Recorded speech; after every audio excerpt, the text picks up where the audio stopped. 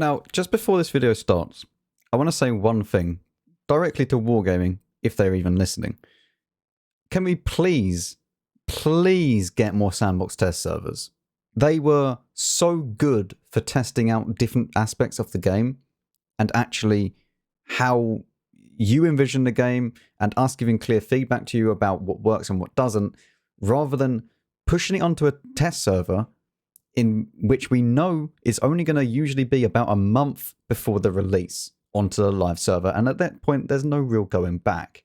So my only thing that I want to, really ask is please give us more sandbox test servers. They could be absolutely anything to do with the game. And at least then you have a direct line with the players with giving you feedback of what works and what doesn't, because this crew system would have been absolutely fine if it was in a sandbox server where we could have tested it, we could have told you what works and what doesn't, and then you could have prepared it onto a live server. And we wouldn't have even had any of this problem altogether. That's the one thing that I really want, is more sandbox test servers.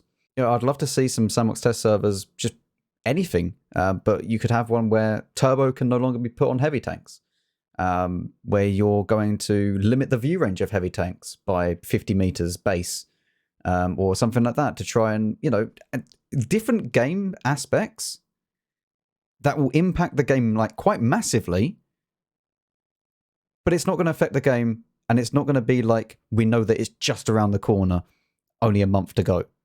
Because that is, I feel, what a lot of players really didn't like about this update, is that you pushed a lot onto us very, very fast, and we know that it's only going to be about a month, and it feels like we are being forced to accept it. And I think that's where a lot of us actually got quite annoyed at you by. So, sandbox test servers, please, into the rest of the video. So yesterday, Wargaming released a response to update 1.20.1, and the outrage that swiftly followed. It was very justified, but I feel like we also need to make sure that we are reinforcing the fact that this is correct and this is what we want. Because it is all well and good us getting absolutely very, very annoyed about things in the game. And when Wargaming does something bad, it's easy to dump on a company when they do something bad. But it's just as important to notify when something is correct. It's like you don't go around giving people compliments. It's easier to say something nasty to someone than to actually give a compliment most of the time. So I think it's very important that we don't just say, oh yeah, well, I mean, you should have done that anyway. They've done something good, okay? It's very clear to me that the management system and the hierarchy in Wargaming is all over the place. So whoever decided this and whoever actually came together to say this deserves praise. Because whoever inside Wargaming has finally worked out this and made these changes possible has basically saved this update. So I think it's very important that we give praise and credit where credit is due. Because it can't just always be you dumping on someone whenever it's something wrong and then just ignoring everything positive that comes out of it. So what have they actually done? Well, changes to Water Tanks Plus. Bond equipment will no longer be demounted for free. If you purchase Water Tanks Plus, you will still have to pay 200 bonds to demount and move your equipment around, which is very, very good. Some people were saying that obviously bounty equipment, you can still demount it for free. So, I mean, I don't see the issue here. If you are only purchasing Water Tanks Plus to demount bounty equipment, you better have a hell of a lot of tanks to demount on. Because what I used to do, and I had a lot of tanks that I used to play and move equipment around, I've been using bounty only for God knows how long. I don't have regular equipment anymore. I just got rid of it all, especially after Bounty HP boost came out. I don't have regular HP or anything like that. I mean, I might have one or two somewhere, but on most of my tanks I'm actually going to be playing, it's only bounty that I use. And what I used to do was just purchase 500 gold, 1,000 gold, which is like £3 or something like that every month, which is over half the price of what Plus is going to be. And that would sort me out for the whole month, if not more. to just demount things around my garage.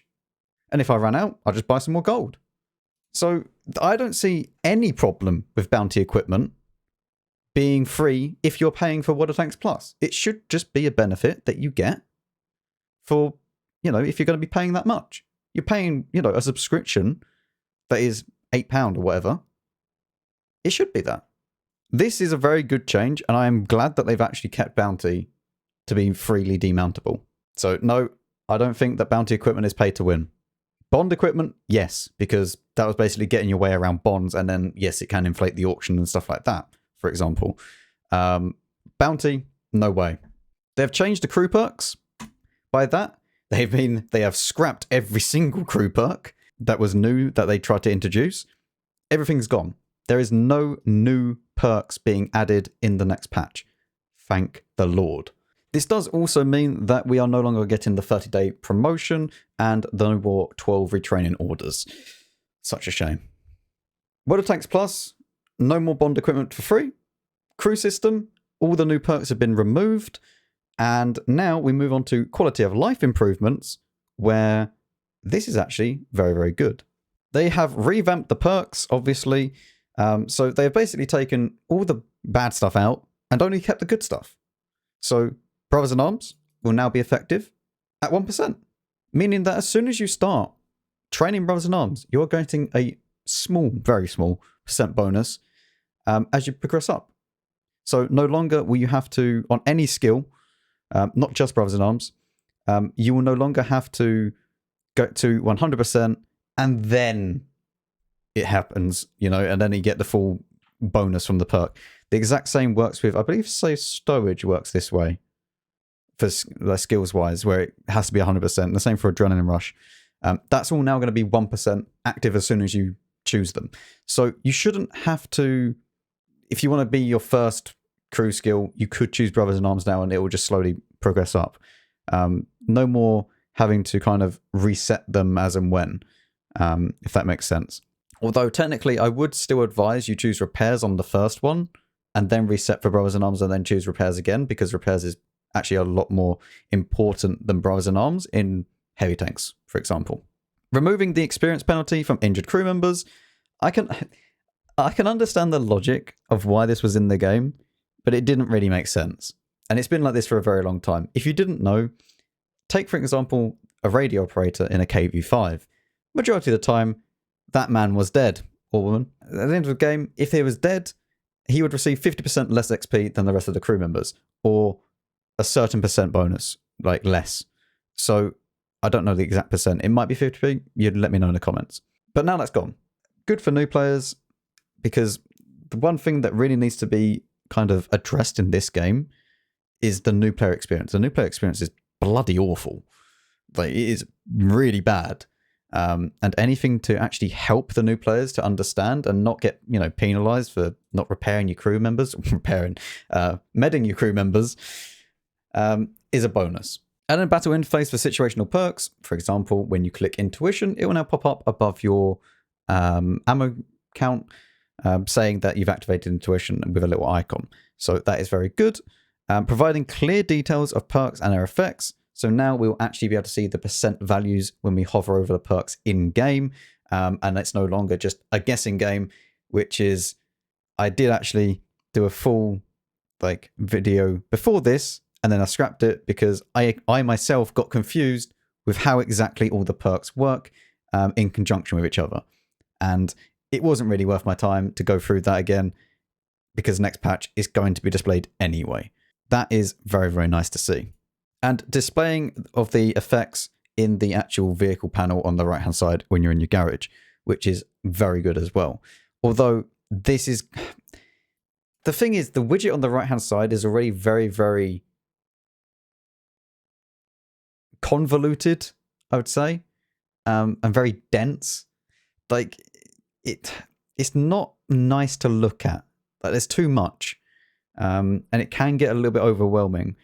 So I would kind of like to see, although I don't really know how you're going to make it different, to be fair. So I don't know. It's one of those things where that's actually kind of hard to put into the UI. But it's a good change anyway. Like that is actually a good thing. And that's not saying that this is a bad thing, but like the way that it is kind of a little bit annoying, because you could end up scrolling for like half an hour on some tanks, especially with all the bonuses going on. But overall, this is a solid update. Like, this is actually gone from being one of the worst updates possible to now being a pretty amazing update. Onslaught was good. I'm glad that that's coming back. We don't know when the update's coming out, but all of this is very, very good. We get the Japanese TDs. We still get the dynamic events. We still get the cover and whatnot. So, yeah, all of this is good. I would like to, see, obviously, as I said at the start, more sandbox testing and whatnot, but this is a very, very good step in the right direction, and we need to make sure that we do say that this is a good thing that they've done and that we are happy with this change. You need to give them props when they do something correct. Thank you very much for watching. I'll see you on the next video.